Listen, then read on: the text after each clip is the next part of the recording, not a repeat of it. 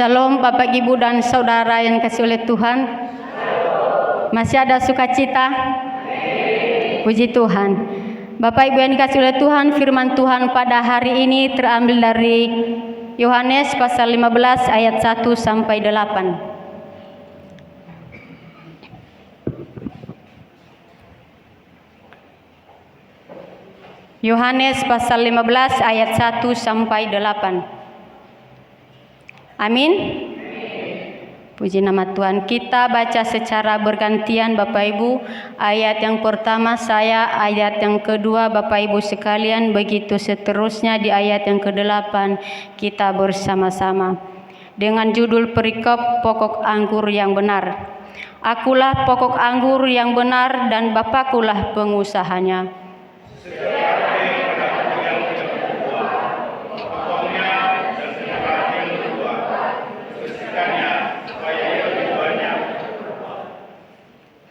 Kamu memang sudah bersih karena firman yang telah kukatakan kepadamu.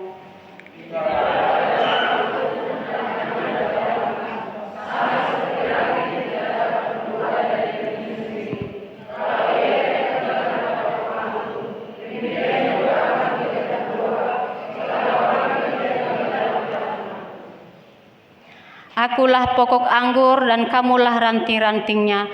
Barang siapa tinggal di dalam aku dan aku di dalam dia, ia berbuah banyak, sebab di luar aku kamu tidak dapat berbuat apa-apa.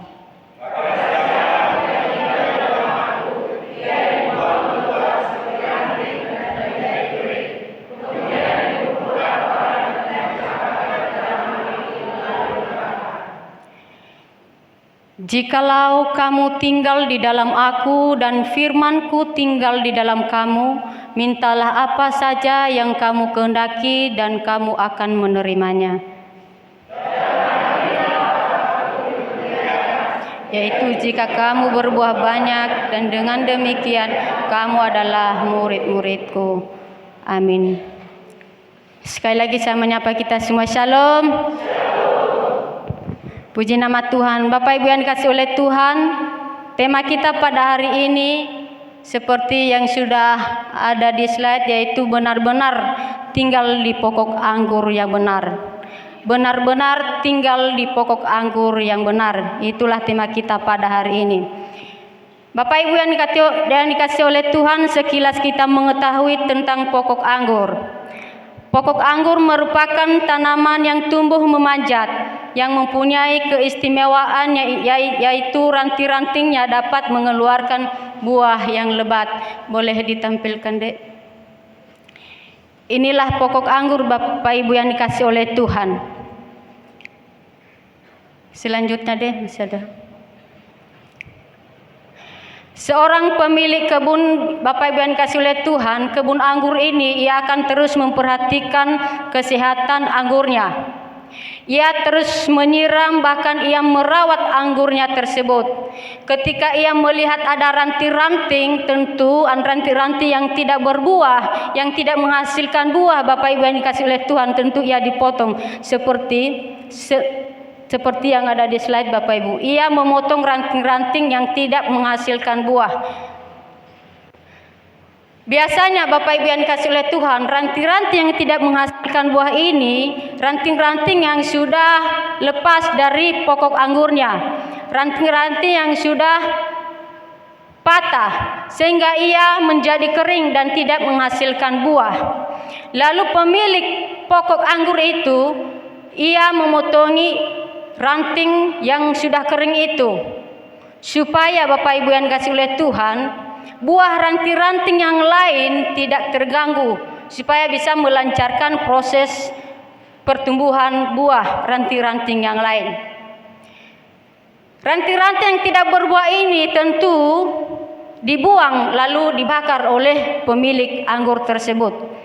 Ada juga ranting-ranting yang berbuah. Ranting-ranting yang berbuah ini Bapak Ibu yang dikasih oleh Tuhan, boleh ditampilkan, deh, saya ada lagi. Selanjutnya, masih ada lagi.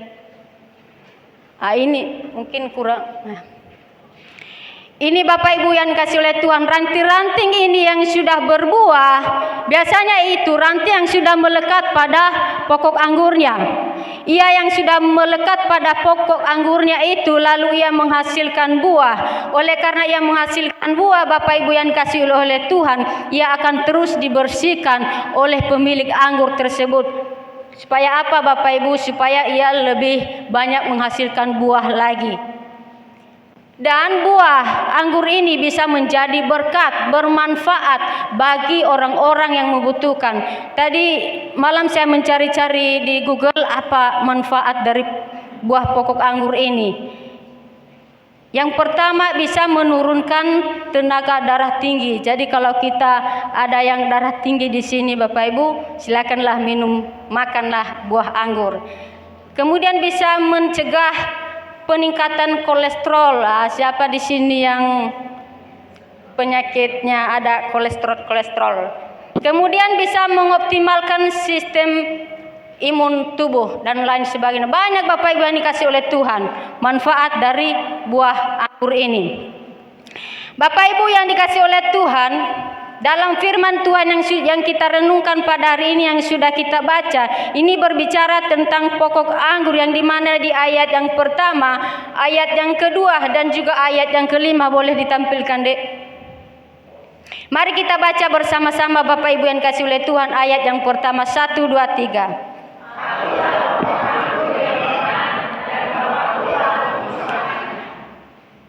Kemudian ayat yang kedua.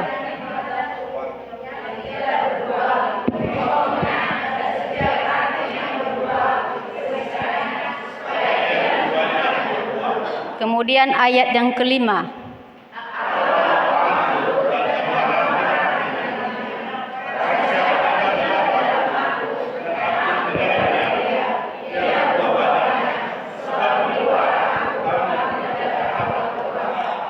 Bapak Ibu yang dikasih oleh Tuhan, Yesus mengatakan bahwa ia adalah pokok anggur. Akulah pokok anggur yang benar. Pokok anggur di sini adalah menggambarkan pribadi Yesus itu sendiri. Sedangkan pengusaha pokok anggur itu adalah Allah. Ia yang menciptakan, ia yang memberi, ia yang memelihara setiap kehidupan kita Bapak Ibu yang dikasih oleh Tuhan. Yesus sebagai pokok anggur yang benar, tentu kita bertanya, pasti ada pokok anggur yang tidak benar. Siapakah itu? Tidak mungkin ada pokok anggur yang benar tanpa ada pokok anggur yang tidak benar tentu. Bapak Ibu yang dikasih oleh Tuhan, pokok anggur ini merupakan lambang utama bagi bangsa Israel. Dapat dipahami dalam sejarah penebusan Bapak Ibu yang dikasih oleh Tuhan, terang perjanjian lama yang dimana Israel ditunjuk sebagai pokok anggur yang ditanam oleh Allah. Kita bisa membaca di Mazmur pasal 80 ayat 9 dan juga ayat 12.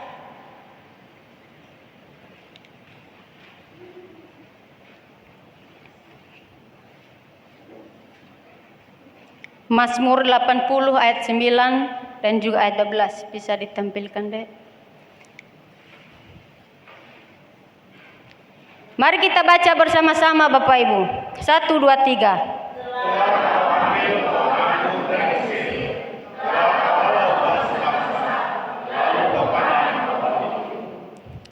Kemudian ayat 12.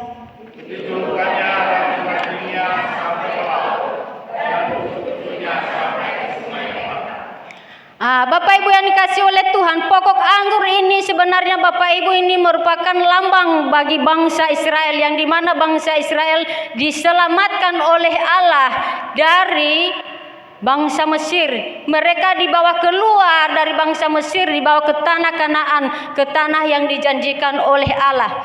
Mereka dikatakan sebagai pokok anggur yang besar karena Allah memiliki harapan besar kepada mereka Bapak Ibu yang dikasih oleh Tuhan. Apa yang menjadi harapan Tuhan kepada bangsa Israel?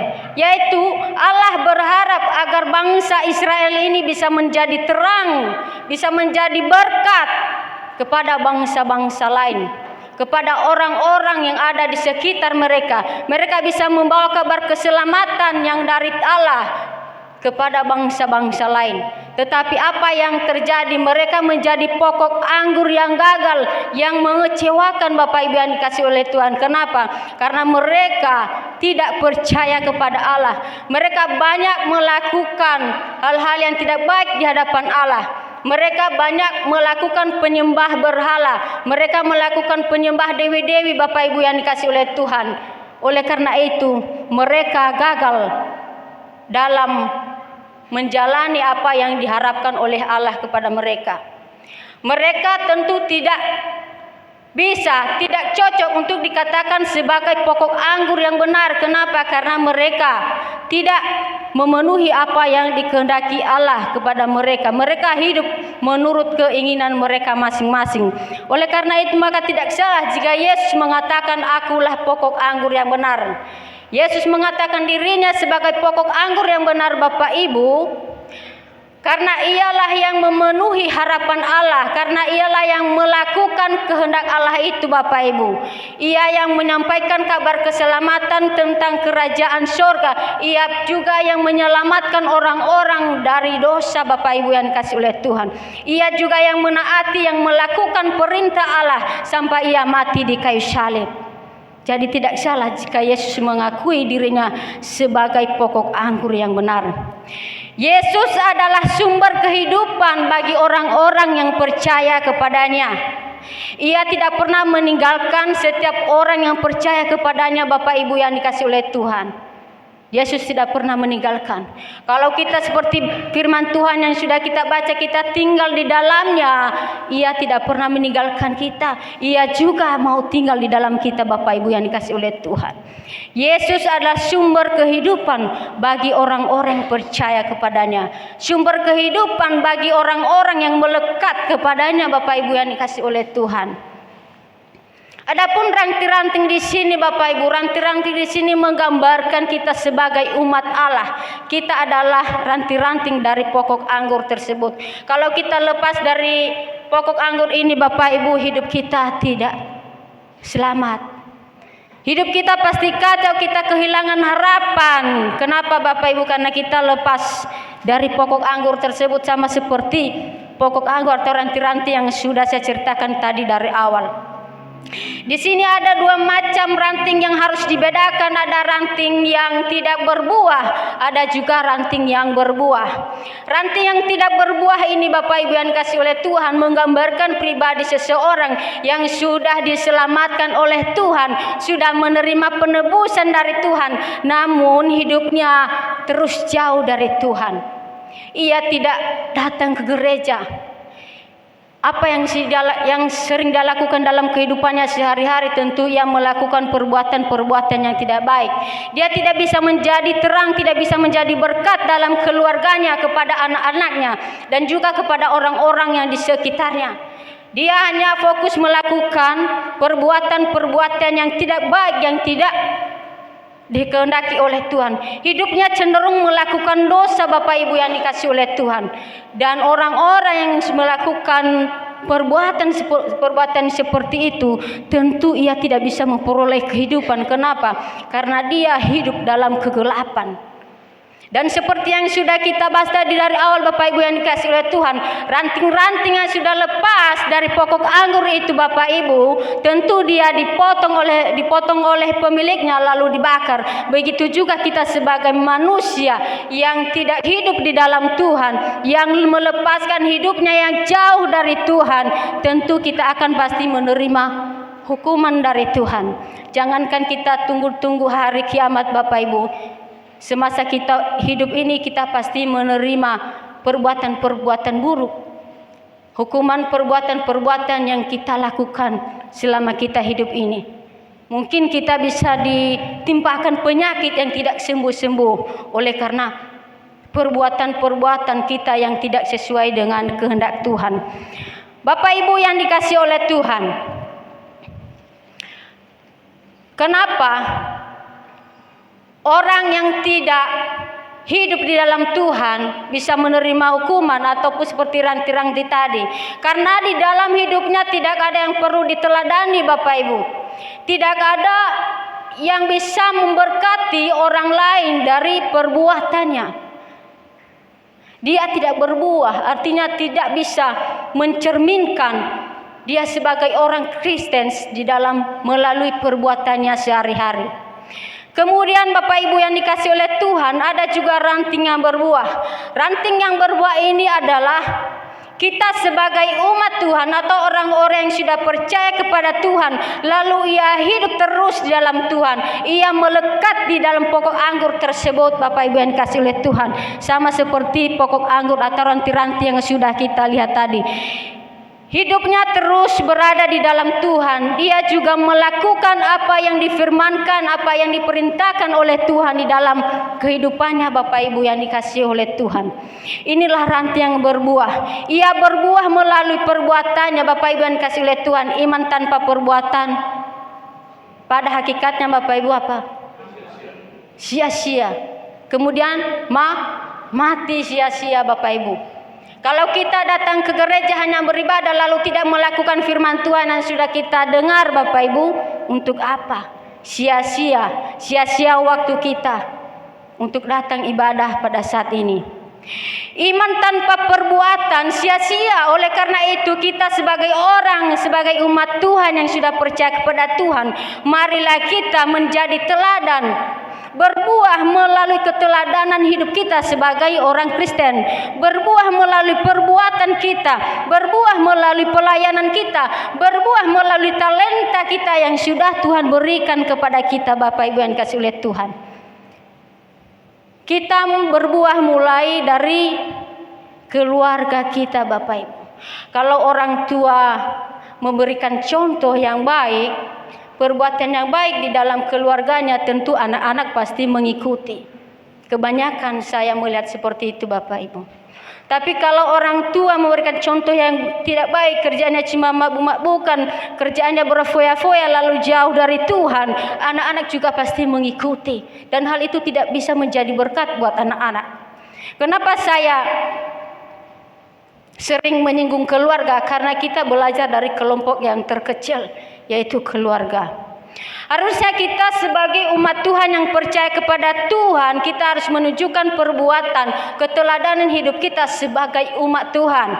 Dalam keluarga kita, dalam komunitas, kemanapun kita berada, bahkan dalam gereja, Bapak Ibu yang dikasihi oleh Tuhan, kita harus menunjukkan perbuatan-perbuatan yang baik. Inilah buah-buah yang harus kita hasilkan. Dari keteladanan hidup kita yang kita lakukan dalam kehidupan kita, orang lain pasti akan meniru, meneladani apa yang kita lakukan. Dan itulah yang menjadi berkat untuk orang lain, Bapak Ibu. Lalu dalam pelayanan, ketika kita dipercayakan untuk melayani, marilah kita melayani dengan tulus. Sehingga pelayanan yang kita lakukan di setiap saatnya bisa terberkati semua orang-orang, Bapak Ibu yang dikasihi oleh Tuhan. Kemudian kita bisa menjadi teladan dalam pemberitaan Injil, bisa menghasilkan buah. Misalnya kita diutus, ya. Adakah Bapak Ibu yang hobinya melakukan penginjilan di sini? Kita diutus oleh Tuhan misalnya, Bapak Ibu, untuk melakukan penginjilan, pemberitaan tentang keselamatan kepada orang-orang yang belum percaya kepada Tuhan. Lalu mereka percaya, itu hasil, Bapak Ibu. Itu buah pelayanan kita di hadapan Tuhan. Oleh karena itu Bapak Ibu yang dikasihi oleh Tuhan, seperti dalam firman Tuhan di ayat yang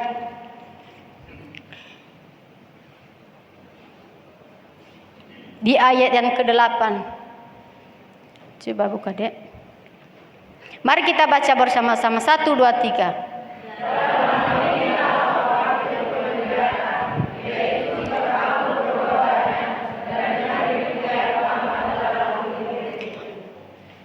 Jika kita melakukan dan berbuah banyak, Bapak Ibu yang dikasihi oleh Tuhan, bisa memberkati orang dari perbuatan, dari keteladanan hidup kita, dari pelayanan kita, Bapak Ibu. Itu semua kita lakukan untuk kemuliaan nama Tuhan. Jadi kalau kita diutus untuk pelayanan dimanapun, walaupun capek, Bapak Ibu, kita harus bersedia.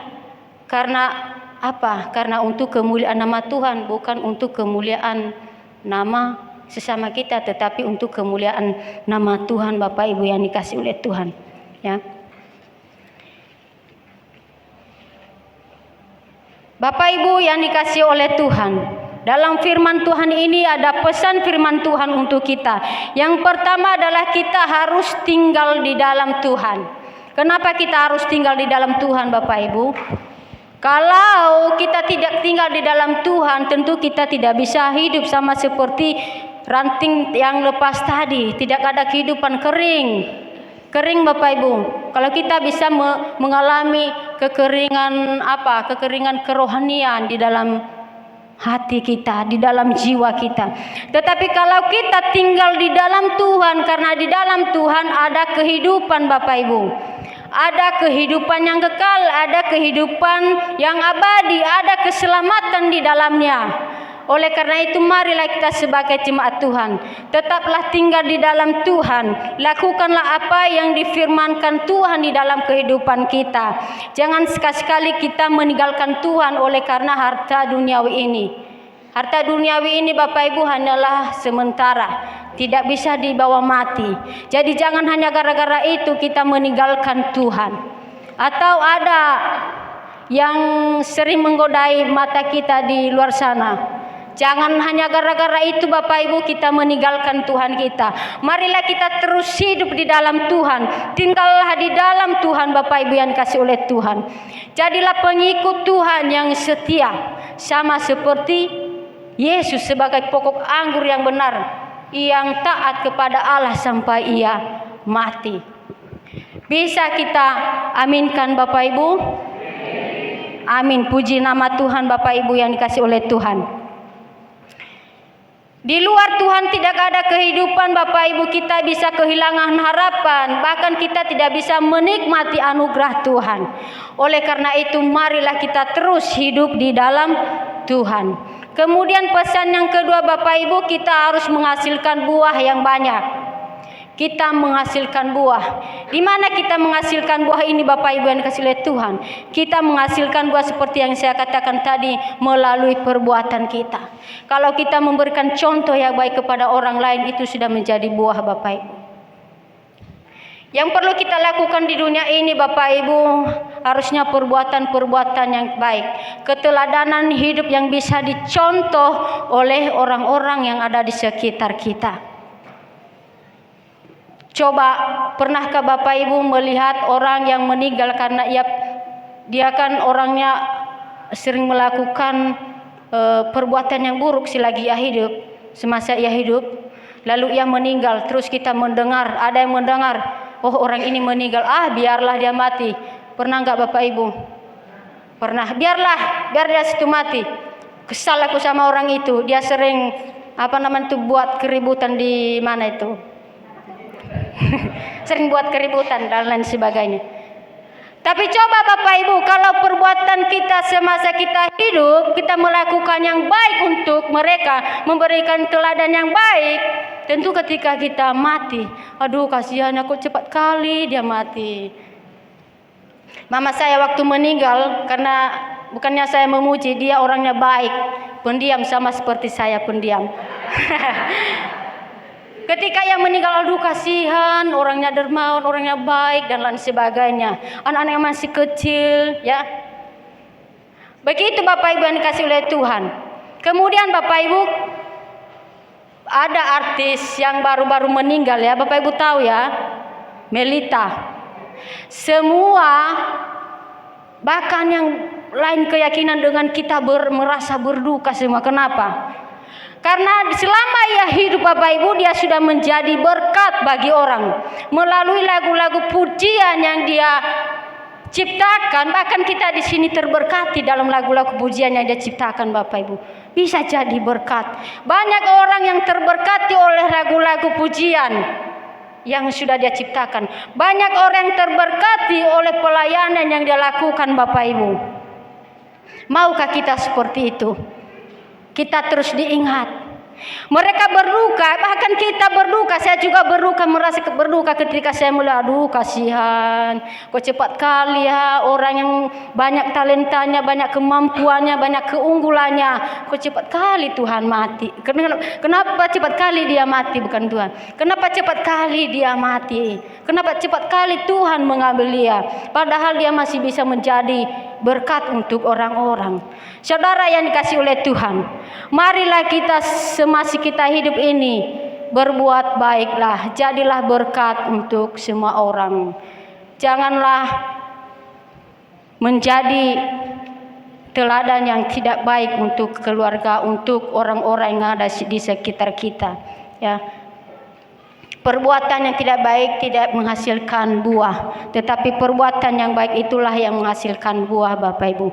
Rajin-rajinlah datang ke gereja supaya Bapak Ibu bisa diteladani oleh tetangga, bisa diteladani oleh keluarga. Kalau ada tetangga kita yang malas-malasan datang ke ibadah, lalu ia terus melihat kita karena kita rajin, oh rajin kali ibu ini, saya harus juga seperti ibu ini. Orang lain bisa terberkati. Bapak Ibu yang dikasihi oleh Tuhan, dalam firman Tuhan ini yang sudah saya katakan tadi, bahkan yang sudah kita dengarkan bersama-sama, yang pertama kita harus tinggal di dalam Tuhan, lalu kita harus menghasilkan buah yang banyak. Di luar Tuhan tidak ada kehidupan, tetapi di dalam Tuhan ada kehidupan. Amin Bapak Ibu. Puji nama Tuhan. Adapun janji Tuhan yang Tuhan janjikan bagi kita, kita baca ayat 7 Bapak Ibu. Mari kita baca bersama-sama. 1, 2, 3.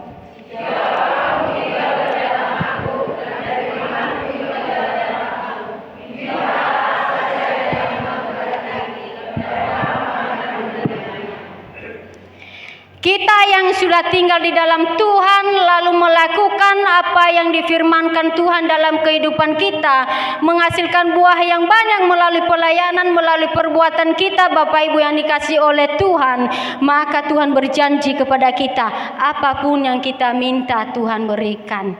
Amin Bapak Ibu. Mulai dari sekarang mintalah. Kalau yang masih muda-muda, mintalah jodoh. Kalau Bapak Ibu, mintalah apa yang menjadi pergumulan saat ini. Mungkin ada tantangan hidup yang sedang dialami, persoalan hidup.